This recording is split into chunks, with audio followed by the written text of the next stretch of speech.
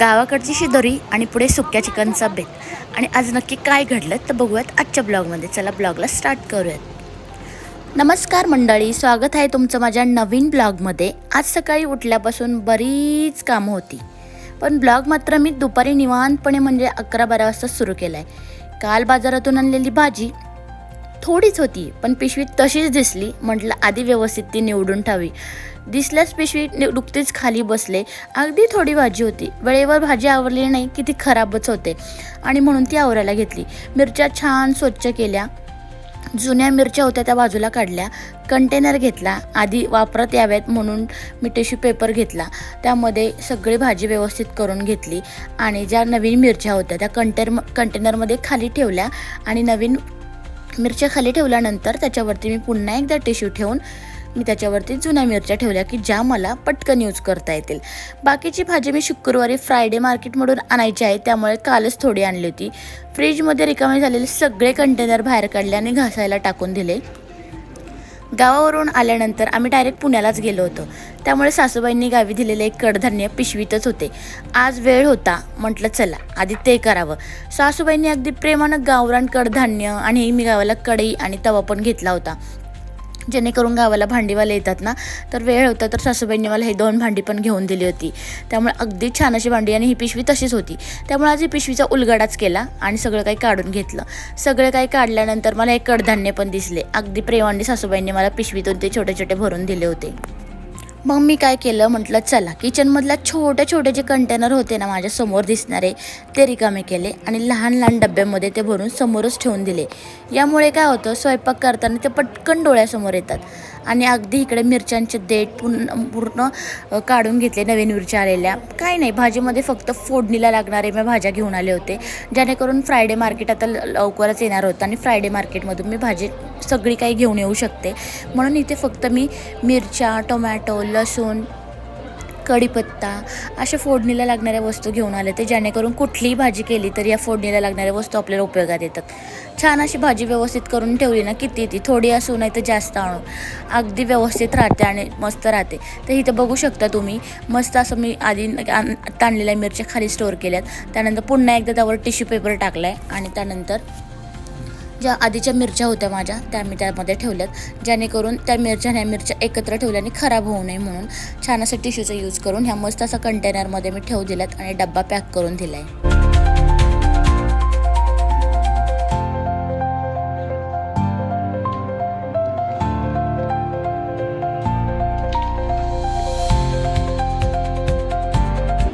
तर मिरच्या वगैरे सगळी भाजी बऱ्यापैकी सेट केली आणि बघता बघता मला गावाकडून आलेली माझी पिशवी दिसली.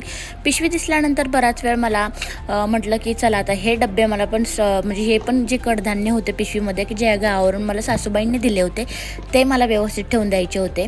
मैत्रिणींनो, इथे मला तुम्हाला सगळ्यांना एक छोटासा संदेश द्यायचा आहे. बऱ्याचदा काय होतं, गावावरून किंवा आपल्या आईनी किंवा सासूबाईंनी आलेल्या या गोष्टी आपल्याला दिलेल्या असतात ना, तर आपण नंतर बघू म्हणून कपाटात किंवा कोपऱ्यात ठेवून देतो आणि त्या पडून राहतात. मग मोठ्या प्रेमाने दिलेल्या गोष्टी वेळीच आपल्या आवरून डोळ्यासमोर ठेवल्या ना, तर वेळेवर आपल्याला त्या वापरल्या येऊ शकतात आणि वाया जात नाही.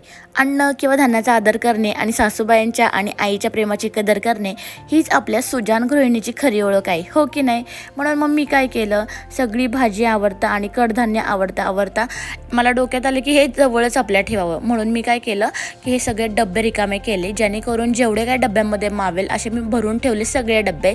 तर कडधान्य भरपूर सासूबाईंनी जे घरी पिकतात ना आमच्या, तर असे कडधान्य मला दिले होते. त्यामध्ये लाईक होता काळा वाटाणा, वाटाण्याची डाळ, मस्त अशी त्याच्या भाज्या होतात बरं का. काळ्या वाटाण्याची म्हणा, वाटाण्याची डाळीची वरण म्हणा, आणि त्यामध्ये मसूर दिली होती, अगदी वाल दिला होता, असं बरंच काय काय दिलं होतं. एक 4-5 कडधान्य दिली होती. त्यामध्ये सगळं काही स्टोअर करून मी छोट्या छोट्या डब्यांमध्ये असं भरलं आणि समोरच जे रॅक दिसतं ना त्यावरती ठेवून दिलं, जेणेकरून आहे ना रोजच्या वापरात नाही म्हणलं तरी 2 दिवसांनी तरी मला त्याची आठवण झाली पाहिजे की राव ही भाजी आपण करूयात म्हणून. जर मी असंच आतमध्ये ठेवून दिलं असतं तर ते लक्षात माझ्या पटकन आलं नसतं की ही भाजी करायची आहे किंवा काय. तर ह्याच भाज्या मी अशा छान अशा डब्यामध्ये स्टोअर करून दिले कडधान्य. आणि जेणेकरून मला ते रोजच्या रोज दिसतील आणि मी त्याचा वापर करू शकेल. तर तुम्ही असंच करता का कमेंटमध्ये नक्कीच सांगा. आणि नसेल करत तर असं करत जावं, म्हणजे तुमच्याही लक्षात नक्कीच राहत जाईल. नक्कीच कमेंट करा. तर गावावरून असं कोण कोण कडधान्य किंवा काही सासूबाई तुम्हाला देतात का, तर मला नक्की कमेंटमध्ये सांगा. आता सुट्ट्या जरी संपल्या असल्या ना तरी घरातली कामं ही माझी हळूहळू चालूच होती, कारण की बरीच कामं अशी पेंडिंग राहिली होती. गावावरून डायरेक्ट पुण्याला गेल्यामुळे बरीच ही कामं राहिली होती. गावावरून काही वस्तू आणल्या होत्या, त्याही तशाच ठेवल्या होत्या. मी म्हटलं की एकदमच सगळीकडून फिरून आल्यानंतर ह्या गोष्टी करता येतील. गावावरून आल्यावर किती धावपळ झाली काय सांगून, त्या धावपळीतच मी पुण्याला गेले होते. पुण्यावरून आले, हळूहळू घरातली कामं दिसतात आहेत ती करतच होते. अगदी सासूबाईंनी दिलेली शिदोरी अगदी डब्यामध्ये भरून ठेवली. माहिती आहे का तुम्हाला, सासूबाईंनी ही जी शिदोरी दिली आहे ना कडधान्याची, ती अगदी निवडून पाकडून छान गावरान कडधान्य छोट्या छोट्या पिशव्यांमध्ये बांधून दिलं होतं.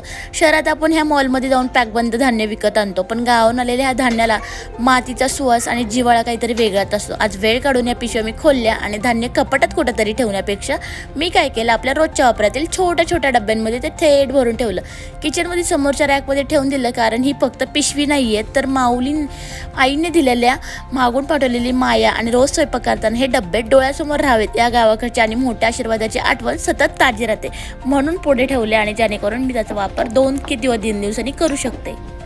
तिथून पुढे दुपारच्या स्वयंपाकाला मला लागायचं होतं. काय बेत करावं म्हणून काही कळेना, म्हणून मस्त दुपारचा स्वयंपाक करायला घेतलाच. आणि करताच ढग अक्षरशः काळेभोर झाले होते. अगदी वातावरण असं अंधार पडल्यासारखं झालं होतं, अगदी वांबळ आलं होतं. मग काय, मुलांनी आज आंघोळीला उशीरच केला होता, त्यामुळे म्हटलं आज थेट दुपारच्या जेवणाचाच बेत करूया. म्हणून पावसाळी वातावरण झालं होतं. गरमागरम काय करावं, तर मस्तपैकी मसुरीची आमटी आणि अंडा भुर्जीचा बेत केला आणि आम्ही जेवायला बसलो. तेवढ्यात बाहेर धो धो पाऊस, खिडकीतून मातीचा सुगंध आणि पावसाची वेगळीच काहीतरी सुरुवात होत होती. टप टप टप असा आवाज आला आणि अगदी थोड्याच वेळात पाऊस सुरू झाला. मग काय तर अगदी वातावरण झाल्याप्रमाणे पाऊस बाहेर मस्त झाला आणि गरमागरम जेवण आम्ही केलं. अशातच मला आठवलं की देवळ बंद 2 हा मूवी आलेला आहे आणि आम्हाला तो बघायला जायचा आहे.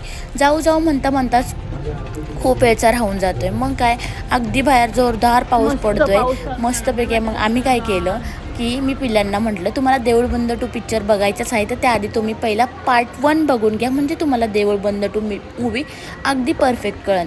मग काय विचार केला, मग पिल्लं तयार झाली, खिडकीचे पडदे लावले आणि छान थिएटरसारखं वातावरण आम्ही घरात केलं. मुलांसोबत पिक्चर बघत बसले. पिक्चर एकीकडे चालूच होता, तर इतकी पावसाने हे घेतली उडी की धो धो धो धो पाऊस सुरू झाला. अगदी ढगफुटे होते ना, त्याप्रमाणेच पाऊस चालू झाला. आता तर पाऊस आपल्याकडे नेहमी सुरुवातच झाली म्हणायचं, पण या पावसापेक्षा जुलैपासून स्टार्ट होणारा पाऊस काहीतरी वेगळाच असतो. चला तर मग आता आम्ही काय केलं, पडदे घेतले लावून मस्तपैकी आणि पिल्लूला मी दिला देऊळ बंद बघायला. त्याच्यासोबत मी पण बघत बसले. बघता वेळ कसा गेला कळलंच नाही. अगदी पिक्चर पूर्ण शेवटपर्यंत बघितला. पण यात घडलं एक गोष्ट मात्र, मी जेवण केल्यानंतरची भांडी मात्र तशीच राहून गेली. अगदी पिक्चर बघून झाल्यानंतर आठवले, यार मला भांडी घासायचेत. मग काय, जेवणाची भांडी तशीच पडून राहिली. सिनेमा संपला आणि जेव्हा मी किचनमध्ये गेले, बापरे, सगळा पसारा आणि तेलकट वाटच बघत होता माझी. मग काय, मला इथं मी सगळं काही क्लीन केलं, छान असं किचन क्लीन करून भांडी क्लीन करून घेते. इथे मला तुम्हाला संदेश द्यावा असं वाटतं की अनेकदा आपण कामाच्या गडबडीत स्वतःसाठी किंवा मुलांसाठी मनोरंजनचा वेळ काढायला विसरतो किंवा नंतर काढू पश्चाताप करतो. पण कधी कामा बाजूला ठेवून मुलांसोबत असा आनंद घेणं पण गरजेचं असतं, हो की नाही.